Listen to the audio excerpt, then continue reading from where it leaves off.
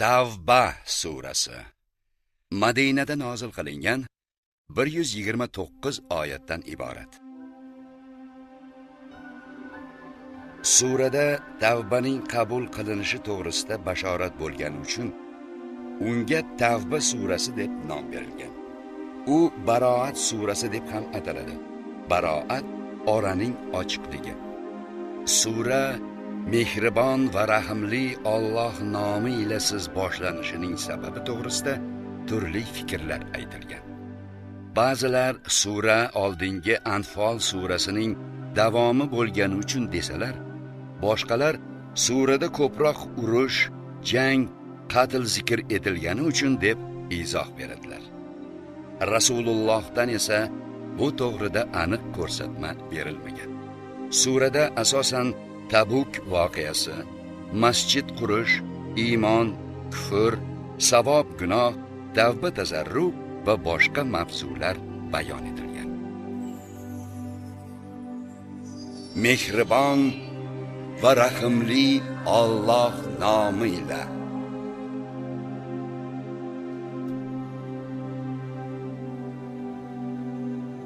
Alloh va uning payg'ambaridan sizlar bilan ahdlashgan mushriklarga nisbatan ora ochiqdir. Ey mushriklar, urush taqiqlangan 4 oyda yer yuzi bo'ylab sayohat qilingiz va bilib qo'yingizki, sizlar Allohni ojiz qoldiruvchi emassiz va Alloh kofirlarni sharmisor etuvchidir.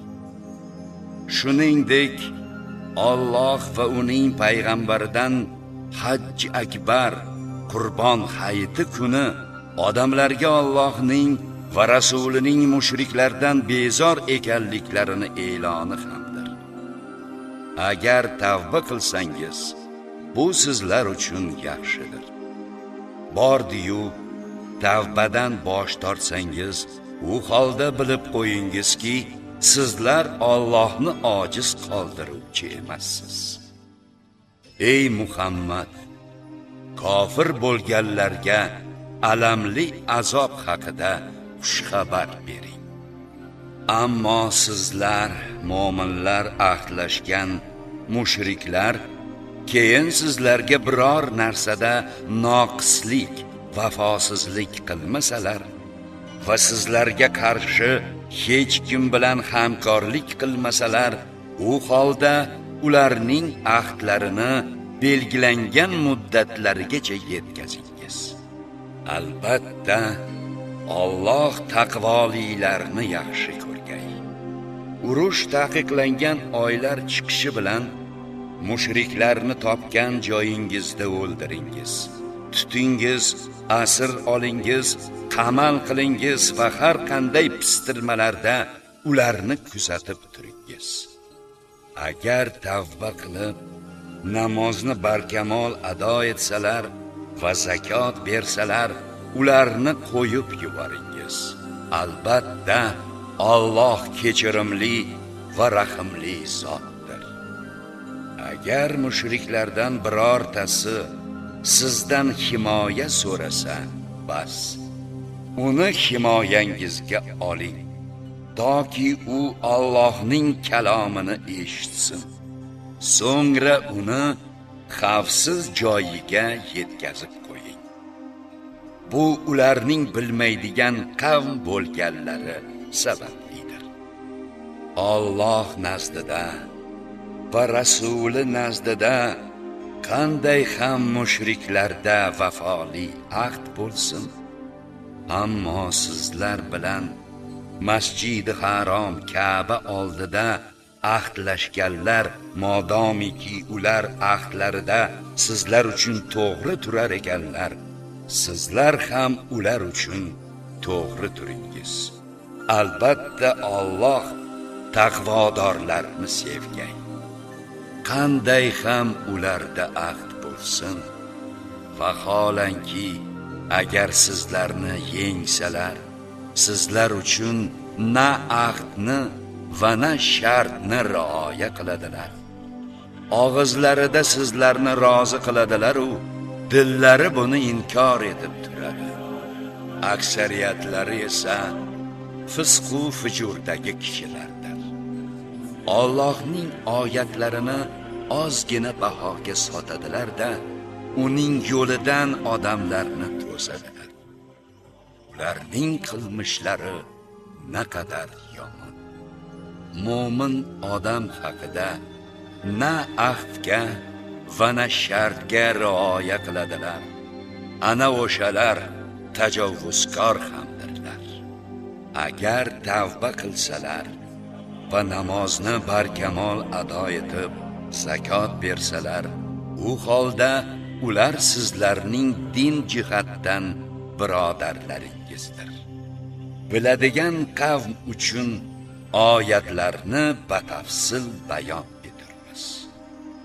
Agar ahdlashganlaridan keyin uni buzsalar va sizlarga diningizni ta'na qilsalar, unda bu kabi kufr peshvolariga qarshi jang qilingiz. Zero ular uchun hech qanday muqaddas qasamlar yo'qdir. Shoyat shunda qilmishlaridan qaytsalar. Ey mo'minlar, qasamlarini buzgan va payg'ambarni Makkadan chiqarib yuborishga qasd qilgan hamda o'zlari birinchi bo'lib sizlarga qarshi jang boshlaganlar bilan jang qilmaysizmi?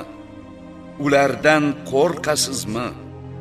Bas, qo'rqishingizga Alloh munosibroqdir agar mo'min bo'lsangiz.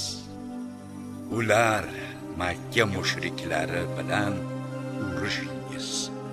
Shunda Alloh ularni sizlarning qo'llaringiz bilan azoblaydi. Asirga tushirib sharmisor qiladi va sizlarni ular ustidan g'alaba qozontiradi hamda mo'minlar qavmi sinalariga shifo beradi va dillaridagi alamni ketkazadi. Alloh o'zi xohlagan kishilarning tavbasini qabul etadi. Alloh bilimli va hikmatli zotdir. Yoki sizlardan haq yo'lida kurashgan va Allohdan, Rasulidan va mo'minlardan o'zgalarni do'st sirdosh tutmaganlarni Alloh bilmay, sinamay, o'z hollaringizga tashlab qo'ylasiz deb hisobladingizmi? Alloh qilayotgan ishlaringizdan ogohdir. Mushriklar o'zlarining kofirliklariga guvoh bo'la turib, Allohning masjidlarini obod qilishlari mumkin emas. Ana o'shalarning qilgan ishlari xabata, behuda ketib, ular do'zaxda mangu qoluvchilardir. Allohning masjidlarini faqat Allohga va oxirat kuniga iymon keltirgan, namozni barkamol o'qigan, zakot bergan va faqat Allohdangina qo'rqqan kishilar obod qilurlar. Aynan o'shalar hidoyat topuvchilardan bo'lishlari mumkin. Hojiga suv ulashish va masjidi haromni obod qilish vazifalarini o'tayotganlarni Allohga va oxirat kuniga ishongan va Alloh yo'lida kurashganlar bilan teng qildingizmi? Alloh nazdida ular teng bo'lmaydilar. Alloh zolimlar qavmini hidoyat etmagay. Iymon keltirgan, hijrat qilgan va Alloh yo'lida toatida mollari va jonlari bilan kurashganlar Alloh nazdida darajalari ulkan zotlardir va aynan o'shalar yutuq egalaridir. Parvardigorlari ularga o'z tarafidan rahmat, rizolik va ular uchun ne'matlari doimiy bo'lmuş jannat bog'lari to'g'risida xushxabar berur. Ular o'sha joylarda mangu qolurlar. Albatta Allohning huzuridagina ulkan mukofotlar bordir. ey iymon keltirganlar, agar iymondan kufrni yaxshiroq ko'rsalar, ota-onalaringiz va aka-ukalaringizni ham do'st tutmangiz. Sizlardan kimki ularni do'st tutsa, bas ana o'shalar o'ziga zulm qiluvchilardir.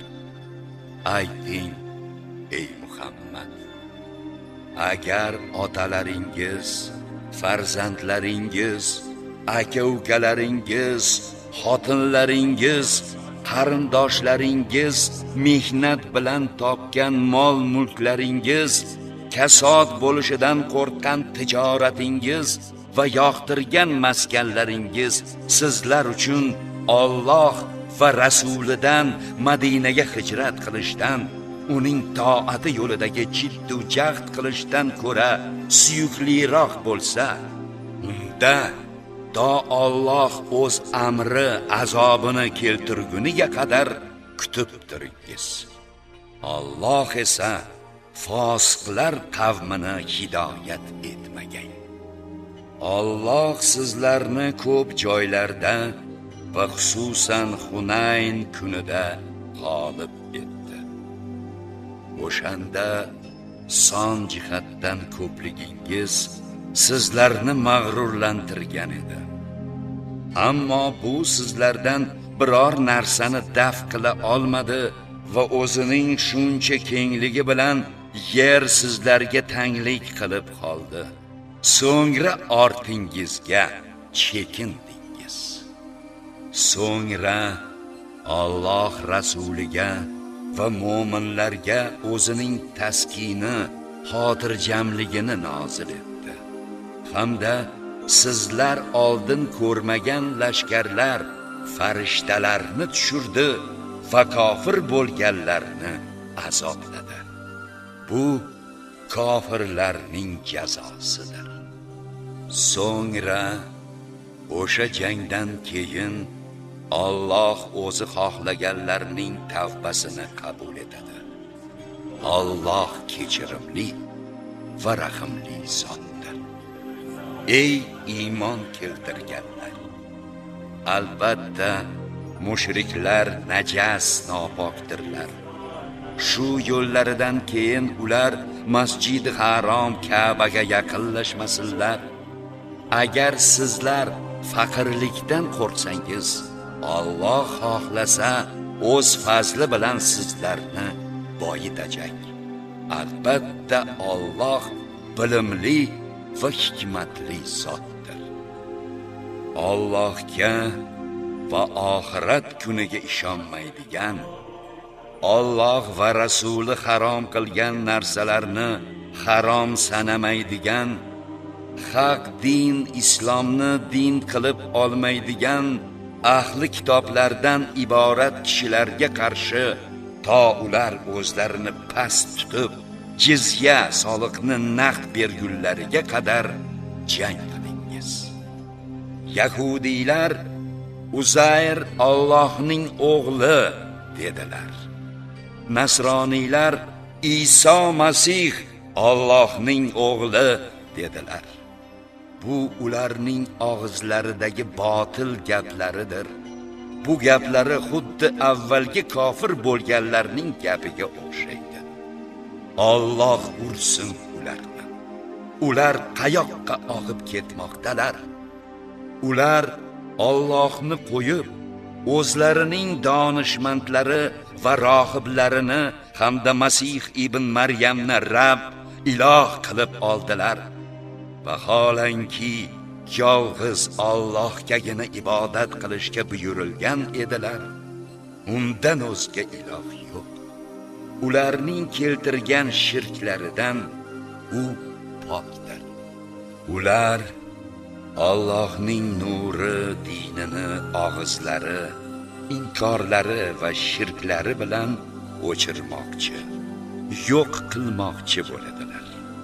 Alloh esa garchi kofirlar yoqtirmasalar-da, o'z nurini kamoliga yetkazmasdan qo'ymagan. U rasulini hidoyat va haq din bilan garchi mushriklar yoqtirmasalar-da, barcha dillar uzra g'olib qilish uchun yuborgan zotdir. Ey iymon keltirganlar, ahli kitoblar ichidagi ruhoniy va rohiblarning ko'pchiligi odamlarning mollarini nohaqlik bilan yeydilar va odamlarni Alloh yo'lidan to'sadilar. Oltin va kumushlarni kon maxfiy xazina qilib olib, ularni Alloh yo'lida sarf qilmaydiganlarga alamli azob haqida xushxabar bering. Mazkur oltin kumushlar jahannam o'tida qizitilib, ular bilan peshonalari, yonlari, orqalari kuydirilgan kuni bu o'zlaringiz uchun saqlagan xazinangizdir. Saqlagan xazinangiz mazasini totingiz deyiladi.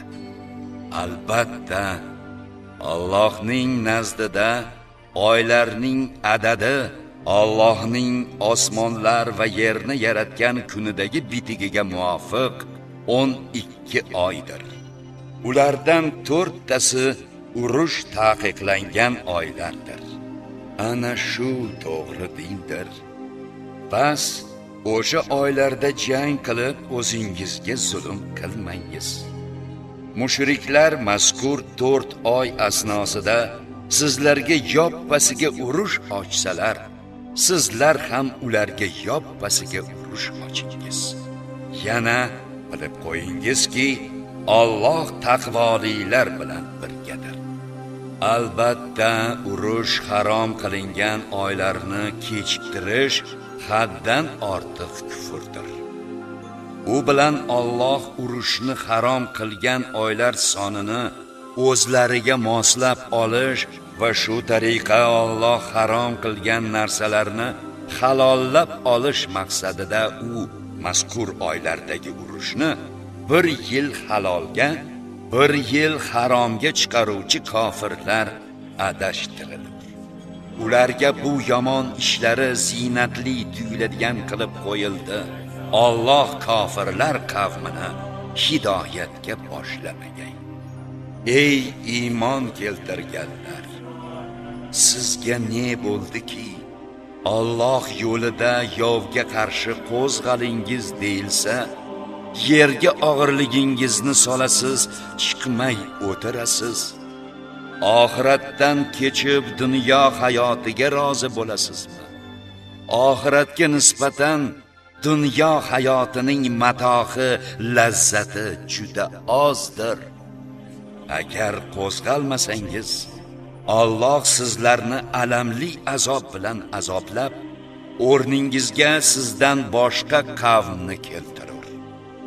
Sizlar esa unga biror narsada zarar yetkaza olmaysiz. Alloh har narsaga qodirdir.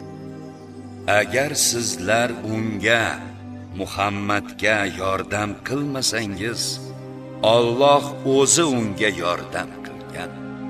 Qachonki uni kofirlar 2 kishining biri sifatida vatanidan chiqarib yuborganlarida, ikkovlari g'orda turib, Muhammad hamrohi Abu Bakrga tashvish chekma, albatta Alloh biz bilan birgadir degan edi. Shunda Alloh unga taskin, xotirjamlik nozil etdi va sizlar ko'rmagan lashkarlar, farishtalar bilan uni quvvatladi hamda kofir bo'lganlar so'zini tuban qildi. Allohning so'zi esa u yuksakdir. Alloh qudratli va hikmatli zotdir. Yengil va og'ir holatda ham yovga qarshi qo'zg'alingiz va Alloh yo'lida mollaringiz va jonlaringiz bilan jihad qilingiz. Agar bilsangiz, ana shu ishingiz sizlar uchun yaxshidir. Agar ey Muhammad, siz taklif qilgan narsa yaqindagi buyum yoki o'rtacha masofadagi oddiy safar bo'lganda edi, ular sizga ergashgan bo'lar edilar. lekin ularga masofa uzoqlik qildi. Albatta ular o'zlarini halok qilib, charchatib, qodir bo'lganimizda sizlar bilan birga jangga chiqar edik deb Alloh nomiga qasam ichadilar. Alloh esa ularning yolg'onchi ekanliklarini bilur. Alloh sizni afv etdi. Lekin sizga rostgo'ylar aniqlanib, yolg'onchilarni bilmaguningizgacha nega ularga jangdan qolishga ruxsat berdingiz? Allohga va oxirat kuniga iymon keltiruvchilar mollari va jonlari bilan jihad qilishdan qolish uchun sizdan ruxsat so'ramaydilar. Alloh taqvodorlarni yaxshi bilur. Balki sizdan Allohga va oxirat kuniga iymon keltirmaydigan va dillari shak shubhali bo'lganlargina jangdan qolish uchun ruxsat so'raydilar. Ular o'z shubhalarida ikkilanib yuraveradilar. Agar ular chiqishni istaganlarida uning uchun tayyorgarlik ko'rib qo'ygan bo'lar edilar. Lekin Alloh ularning qo'zg'alishlarini yoqtirmaydi. Ularni susaytirib qo'ydi va ularga o'tiruvchilar bilan birga o'tiraveringiz deyildi. Agar ular sizlarga qo'shilib jangga chiqqanlarida ham sizlarga faqat buzg'unchilikni ziyoda qilib, oralaringizga rahna solib, sizlarni fitnaga duchor qilgan bo'lar edilar. Sizlarning ichingizda esa ularga quloq soladigan ishonuvchilar bor. Alloh zolimlarni biluvchidir. Ular oldin ham fitna qo'zg'atmoqchi bo'lgan va ular yoqtirmagan hollarida to haq g'alaba kelib, Allohning amri, dini g'olib bo'lmagunicha ham ishlaringizni makr-hiyla, ig'vo bilan ostin-ustun qilgan edilar. Ular ichida menga izn bering, meni fitnaga qo'ymang deydiganlar ham bor. Ular jangdan qolish bilan fitnaga tushdilar-ku. Albatta jahannam kofirlarni o'ziga qamrab oluvchidir. Agar sizga biror yaxshilik, g'alaba yoki o'lja yetishsa, bu ularga yoqmaydi. Agar sizga biror musibat yetishsa, ishning oldini olibmiz deb xursand hollarida yuz o'girib ketadilar. Ayting, bizga Allohning yozib qo'yganidan o'zga narsa yetmaydi. U hojamizdir. Allohga esa faqat mo'minlar tavakkul etsinlar.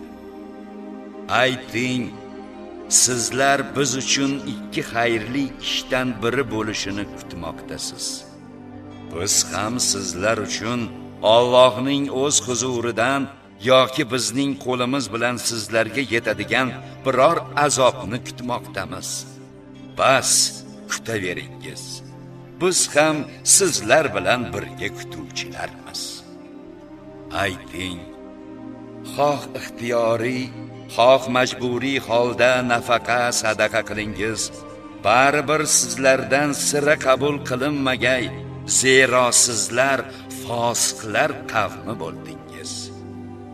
Nafaqa sadaqalarining qabul qilinishidan to'sgan narsa bu ularning Allohga, rasuliga kufr keltirganlari, namozga faqat sust holda kelishlari va nafaqa sadaqani faqat yoqtirmagan hollarida berishlaridir. Bas, sizni ularning mol-mulklari ham, farzandlari ham taajjublantirmasin. Zero Alloh o'shalar sababli dunyo hayotida ularni azoblashni va kofirlik hollarida jonlari chiqishini iroda qilur. Ular sizlardanmiz deb Alloh nomiga qasam ichadilar. Vaholanki ular sizlardan, musulmonlardan emaslar, balki ular jazodan qo'rqadigan qavmdir. Agar ular boshpana, yo g'orlar yoki kiradigan joy topsalar, o'sha yerga jazodan qochib shitob bilan ketgan bo'lar edilar. Ular ichida tarqatiladigan sadaqalar xususida sizga ta'na qiladiganlar ham bor. Ularga u sadaqalardan berilsa rozi bo'ladilar. Bordi-yu ularga ulardan berilmasa, unda ular birdan achchiqlanadilar. Agar ular Alloh va Rasuli ularga ato etgan narsaga rozi bo'lib, bizga Alloh kifoya, bizga albatta Alloh o'z fazlidan ato etur va Rasuli ham, biz Alloh roziligigina rag'bat qiluvchilarmiz desalar edi, o'zlariga yaxshi bo'lar edi. Albatta sadaqalarni faqat faqirlar, miskinlar, unda sadaqa ishida ishlovchilar, dillari oshna qilinuvchi kofirlar, pul to'lab ozod etiluvchi qullar, qarzdorlarga va Alloh yo'lida hamda yo'lovchiga, musofirga berish Alloh tomonidan farz etildi. Alloh ilmli va hikmatli zotdir. Ular ichida payg'ambarga aziyat yetkazadigan va u quloq eshitganiga ishonaveradigan deydiganlar ham bor. Ayting, u yaxshilik qulog'i, Allohga iymon keltiruvchi, mo'minlarga ishonuvchi va sizlardan iymon keltirganlaringiz uchun rahmat manbaidir. Allohning rasuliga aziyat yetkazadiganlar, ular uchun alamli azob bordir. Ular, munofiqlar, sizlarni qoniqtirish uchun payg'ambarga aziyat yetkazmadik deb qasam ichadilar. Agar mo'min bo'lsalar, bilib qo'ysinlarki, qoniqtirishlariga Alloh va Rasuli loyiqroqdir. Kimki Alloh va Rasuli belgilagan haddan tajovuz etsa, uning uchun mangulikdagi jahannam olovi bo'lishini bilmaganmidilar? Bu ulkan sharmisorlik-ku. Munofiqlar o'zlari haqida dillaridagi narsa munofiqlikni fosh qiladigan sura nozil qilinishidan qo'rqib turadilar. Ayting, masxara qilaveringiz, Alloh siz qo'rqayotgan o'sha narsani yuzaga chiqaruvchidir. Qasamki, agar ulardan nega masxara qilasiz deb so'rasangiz, albatta ular biz faqat bahsga cho'mib hazillashyapmiz deyishadi. Ayting, Allohni oyatlarini va rasulini masxara qilayotgan edingiz-ku. Uzr aytmangiz. Iymoningizdan keyin yana kufrga ketgansiz. Agar sizlardan bir toifani tavba qilgach avf etsak, boshqa bir toifani jinoyatchi bo'lganlari sababli azoblaymiz. Munofiq erkaklar bilan munofiq ayollar bir-birlaridandirlar. Ular odamlarni yomonlikka buyuradilar, yaxshilikdan qaytaradilar va qo'llarini xayr ehsondan tiyadilar. Allohni unutishgach, u ham ularni unutadi. Munofiqlar albatta fosiqdirlar.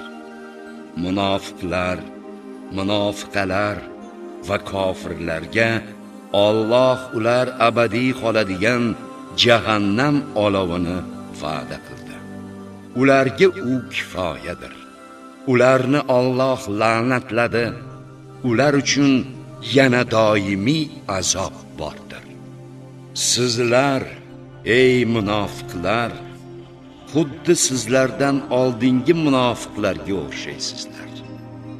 Ular sizlardan quvvatliroq mol mulklari va farzandlari ko'proq edi. Bas ular o'z nasibalaridan bahramand bo'ldilar.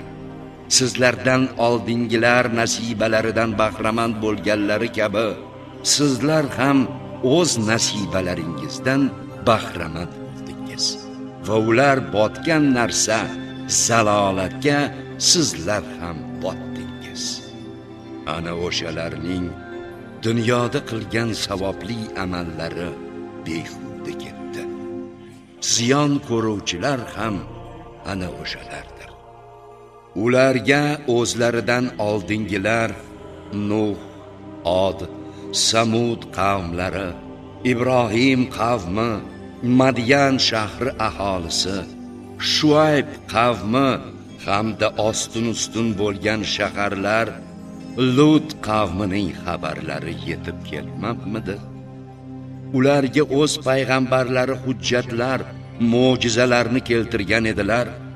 Bas Alloh ularga zulm qiluvchi bo'lmadi, balki o'zlariga zulm qiluvchi bo'ldilar. Mo'minlar va mo'minalar bir-birlariga do'stdirlar. Odamlarni yaxshilikka buyuradilar, yomonlikdan qaytaradilar, namozlarni barkamol ado etadilar, zakotni beradilar hamda Alloh va uning rasuliga itoat etadilar. Aynan o'shalarga Alloh marhamat ko'rsatur. Albatta Alloh qudratli va hikmatlidir. Alloh mo'minlar va mo'minalarga ostidan anhorlar oqib turadigan, mangu yashaladigan jannat bog'laridagi yoqimli maskanlarni va'da qildi. Allohning rizosi esa hammasidan buyukroqdir. Ana shular ulkan yutuqdir. Ey payg'ambar, kofir va munofiqlarga qarshi kurashing va ularga nisbatan siz ham dag'allik qiling. Ularning joylari jahannamdir. Naqadar mudhish qismat bu. Yomon so'z aytmadik deb qasam ichadilar. Vaholanki kufr so'zini aytganlar va islom dinini qabul qilganlaridan keyin yana kufrga qaytganlar hamda yeta olmagan narsalarga qasd qilganlar. Alloh va uning rasuli ularni payg'ambar va sahobalarini fazli o'ljalar bilan boyitib qo'ygani uchungina munofiqlar ularni yoqtirmadilar. Bas agar tavba qilsalar o'zlari uchun yaxshi. Bordi-yu bosh tortsalar, Alloh ularni ham bu dunyo, ham oxiratda alamli azob bilan azoblagan. Yer yuzida ularga na bir do'st va na yordam beruvchi bor. Ular orasida agarda bizga Alloh fazli boyligidan bersa, albatta sadaqa qilurmiz va solih kishilardan bo'lurmiz deb Alloh bilan ahdlashadiganlar ham bor. Alloh ularga fazlidan berganda esa ular unga baxillik qildilar va yuz o'girib ketdilar. Allohga bergan va'dalariga xilof qilganlari va yolg'onchilik qilganlari sababli ularga to uni uchratadigan kunlari qiyomatgacha dillarida munofiqlik bo'lishini qismat qilib qo'ydi. Allohning ular yashirgan va shivirlaganlarini ham bilishini va Alloh g'ayb narsalarning ham allomasi ekanligini bilmaganmidilar? Mo'minlardan ixtiyoriy ehson qiluvchilarini va zo'rg'a topib tutuvchilarini istehzo ila masxaralaydiganlarni Alloh masxara qiladi va ular uchun alamli azob bordir. Ular uchun siz xoh kechirim so'rang, xoh kechirim so'ramang, agar ular uchun 70 bor kechirim so'rasangiz ham Alloh sira ularni kechirmagay. Bu ularning Alloh va rasuliga kufr keltirganlaridandir. Alloh esa fosiqlar qavmini hidoyat qilmagay. Jangdan soxta uzrlar bilan qolganlar Allohning rasuliga xilof qilib o'tirishlaridan o'zlari shod bo'ldilar va mollari yu jonlari bilan Alloh yo'lida jihad qilishni yoqtirmadilar. Va boshqalarga ham issiq havoda qo'zg'almangiz deyishdi.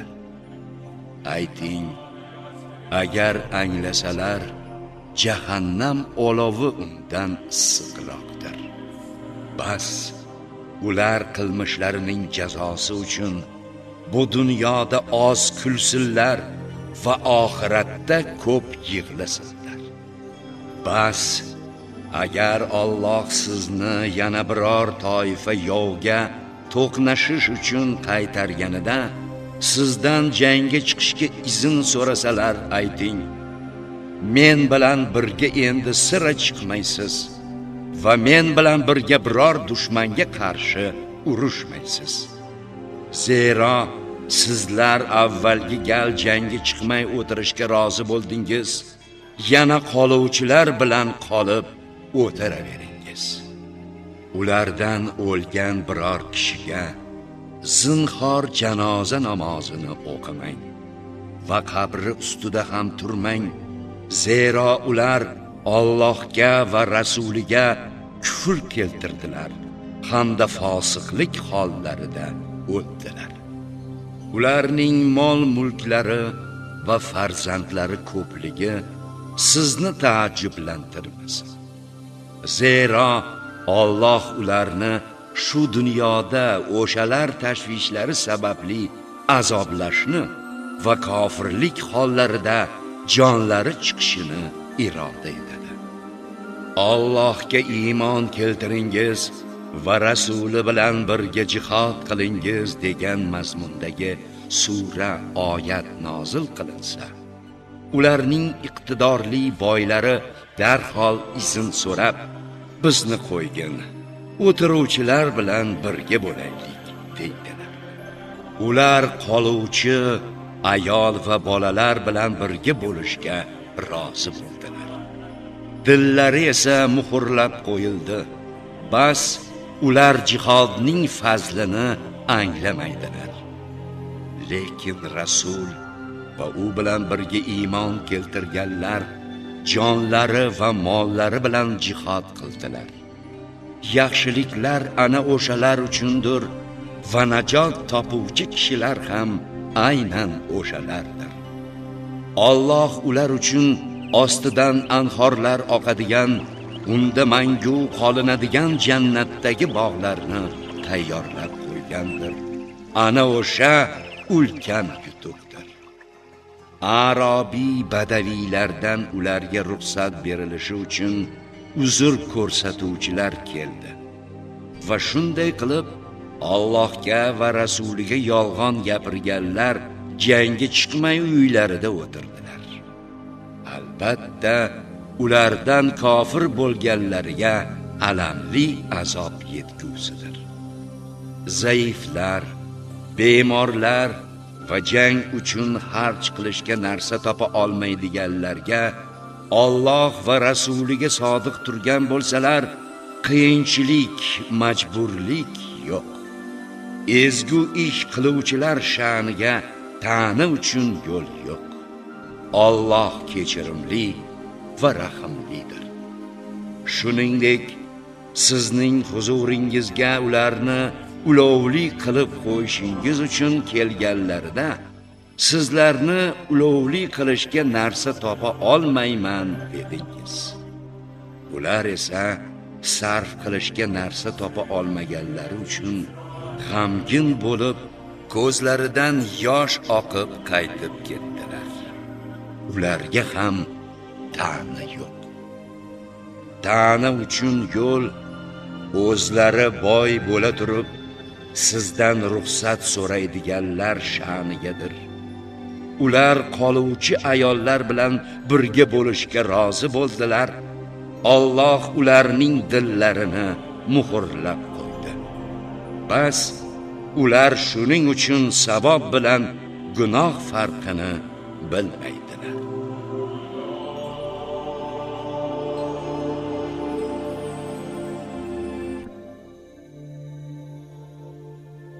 ular huzuriga qaytganingizda sizlarga uzr aytadilar. Ayting, uzr aytmangiz, sizlarga sira ishonmaymiz. Alloh bizga sizlarning xabarlaringizdan bildirdi. Albatta Alloh va Rasuli ishlaringizni ko'rgay, so'ngra g'oyib va oshkora ishlarni biluvchi zot Allohga qaytarilursiz. Bas u sizlarga qilgan ishlaringiz xabarini berur. Ular huzuriga qaytganingizda ulardan uzr qabul qilib beparvo bo'lishingiz uchun Alloh nomi bilan qasam ichadilar. Mayli, ularga parvo qilmangiz. Zero ular nopokdirlar, joylari esa qilmishlariga yarasha jahannamdir. Ulardan qanoat hosil qilishlaringiz uchun sizlarga qasamyod etadilar. Sizlar ulardan qanoatlansangiz ham Alloh fosiqlar qavmidan sira rozi bo'lmagay. Arabiylar odatda kufr va nifoqda kuchliroq va Allohning rasuliga nozil qilgan narsalar hududini bilmasliklari aniqroqdir. Alloh esa ilmli va hikmatli zotdir. Arabiylar ichida qilgan sadaqasini zarar, ortiqcha chiqim deb biladigan va sizlarga musibat bo'lishini kutib turadiganlari ham bor. Ular uzra yomon balo kelsin. Alloh eshituvchi va biluvchidir. Arabiylar ichida Allohga va oxirat kuniga iymon keltiradigan, qilgan sadaqalarini Alloh huzurida yaqinlik va Rasul olqishi deb biladiganlari ham bor. Albatta, u ular uchun Allohga yaqinlikdir. Alloh ularni albatta o'z rahmati jannatiga kirgizur. Albatta Alloh kechirimli va rahimlidir. Muhojirlar va ansorlarning dastlabki peshqadamlari hamda ular ortidan ezgulik bilan borganlardan Alloh rozi bo'ldi. Ular ham undan rozi bo'ldilar. Yana ular uchun ostida anhorlar oquvchi, ular unda abadiy mangu qoladigan jannat bog'larini tayyorlab qo'ydi. Ana o'sha ulkan yutuqdir. Tevaragingizdagi arabiylar va Madina aholisi ichida munofiqlar ham bor. Ular nifoqda bardavomdirlar. Ularni siz bilmaysiz, ularni biz bilamiz. Albatta, ularni 2 bor azoblaymiz. So'ngra qiyomatda ulkan azob do'zaxga qaytarilurlar. Yana boshqalari ham borki, gunohlarini tan olurlar. Yaxshi ishni boshqasi yomoniga aralashtirib yuborganlar. Alloh ularning tavbalarini shoyat qabul qilsa, albatta Alloh kechirimli va rahimlidir. Mol mulklaridan ularni u sababli poklashingiz va tozalashingiz uchun sadaqa oling va ular haqqiga duo qiling. Albatta duoyingiz ularga taskin, tasallidir. Alloh eshituvchi va biluvchidir. Ular Allohning bandalari tomonidan qilinadigan tavbani qabul etishini, sadaqalarni olishini hamda Alloh Tavvob va Rahim ekanini bilishmaganmidi? Ayting, ishlangiz, albatta Alloh Rasuli va mu'minlar ishlaringizni ko'rajaklar. shuningdek albatta g'oyib va oshkora ishlarni biluvchi zot huzuriga qaytarilursiz. Bas o'shanda sizlarga qilgan ishlaringiz xabarini berur. Yana Allohning amriga havola etilgan boshqalari ham borki, ularni yo azoblar yoki tavbalarini qabul etar. Alloh bilimli va hikmatlidir. Yana shundaylar ham borki, ular mo'minlarga zarar yetkazish, kufr, mo'minlar orasiga tafriqa solish va oldin Alloh va uning rasuliga qarshi urushgan bir kishiga ko'z tutish uchun masjid qurib oldilar. Yana faqat bundan yaxshilikni istagan edik deb qasam ham ichadilar. Alloh guvohlik beradiki, ular albatta yolg'onchilardir. Ey Muhammad, zinhor siz unda namoz o'qish uchun turmang. Birinchi kundan taqvoga asoslangan masjid esa unda turishingizga loyiqroqdir. Unda poklanishni xush ko'radigan kishilar bor, Alloh esa poklanuvchilarni sevar. Binolarini Allohdan beriluvchi taqvo va rozilik asosida qurgan kishi yaxshiroqmi, yoki binolariga qulayotgan jar yoqasini asos qilib olgan va shu sababli o'zi ham jahannam o'tiga qulagan kishimi? Alloh zolimlar qavmini hidoyat qilmagay. Qurgan binolari buzib tashlangach, to yuraklari yorilgunga qadar dillarida shak bo'lib qolur. Alloh bilimli va hikmatlidir. Alloh mo'minlardan jonlari va mollarini jannat evaziga sotib oldi. Alloh yo'lida jang qiladilar. Bas o'ldiradilar va o'ldiriladilar. Tavrot, Injil va Qur'onda o'zining haq va'dasini bergan Allohdan ko'ra kim ahdiga vafodorroqdir? Bas bitishgan bu savdolaringizdan shodlaningiz. Ana o'sha ulkan yutuqdir.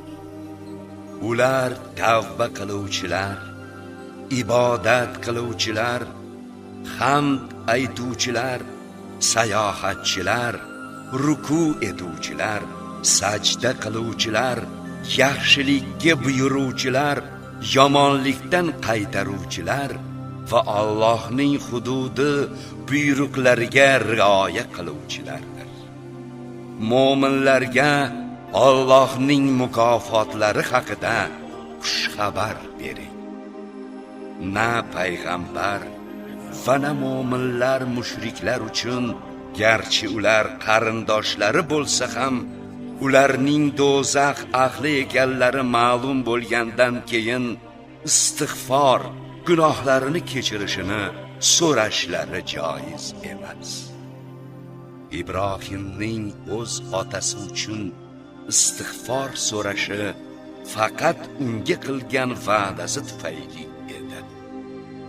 Allohning dushmani ekani bilingandan keyin undan voz kechdi. Albatta Ibrohim oqko'ngil va halimdir. Alloh biror qavmni hidoyat qilgandan keyin ularga nimadan saqlanishlarini bayon qilmagunicha ularni adashtirmagan. Albatta Alloh har narsani biluvchidir. Albatta osmonlar va yerning hukmronligi Allohga xosdir. U tiriltiradi va o'ldiradi. Sizlar uchun Allohdan o'zga do'st ham, yordamchi ham yo'qdir. Alloh payg'ambarning, muhojirlar va ansorlarning tavbalarini qabul etdi. Ulardan bir guruhining dillari chalg'i yozgandan keyin og'ir bir soatda unga ergashgan edilar. So'ng tavbalarini qabul etdi. Albatta, u ularga mushfiq va rahimlidir. Yana jangga chiqmay qolgan 3 kishining ham tavbalarini qabul etdi. Ularga yer shuncha kengligi bilan torlik qilgan, dillari tang bo'lgan va Alloh g'azabidan faqat o'ziga qochish bilan panoh topilishini bilishgandan so'ngra ular tavba qiluvchilardan bo'lishlari uchun Alloh tavbalarini qabul etdi. Albatta, Alloh Tavvob va Rahimdir. Ey iymon keltirganlar, Allohdan qo'rqingiz va iymonda sodiq kishilar bilan birga bo'lingiz.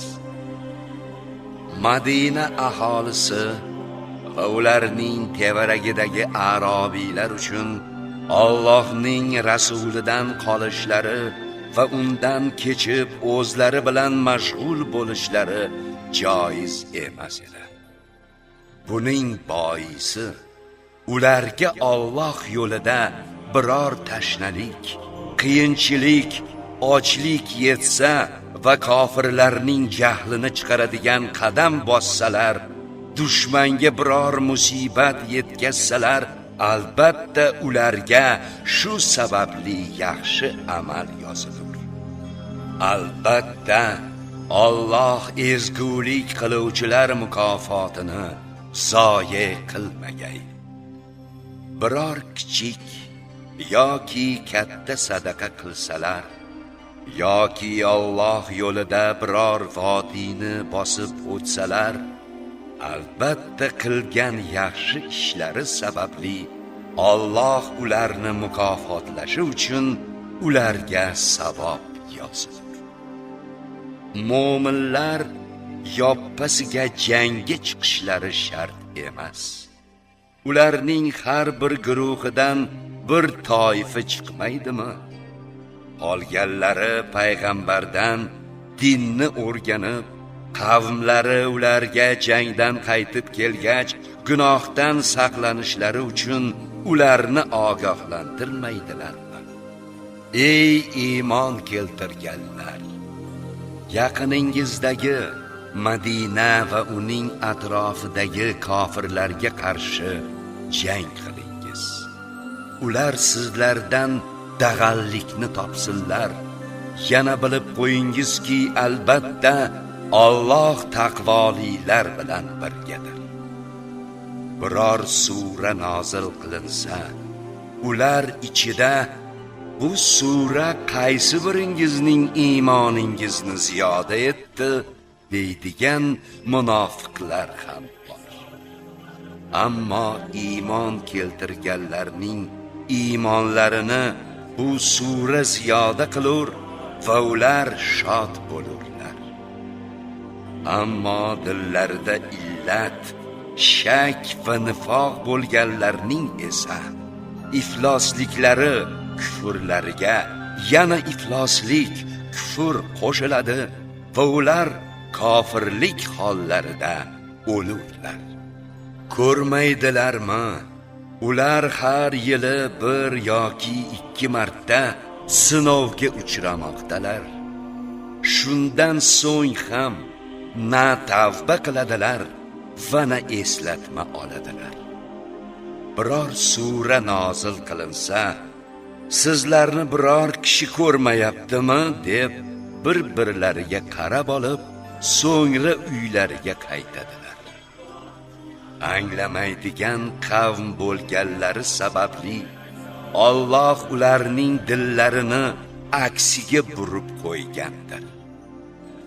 Ey Makka ahli, haqiqatan sizlarga o'zlaringizdan chiqqan qiyinchiliklaringizdan alam chekadigan sizlar bilan hidoyat topishingiz bilan qiziquvchi mo'minlarga mushfiq va rahmdil rasul keldi. Bas shunda ham yuz o'girsalar, ularga ayting: menga Alloh kifoyadir. Undan o'zga iloh yo'qdir.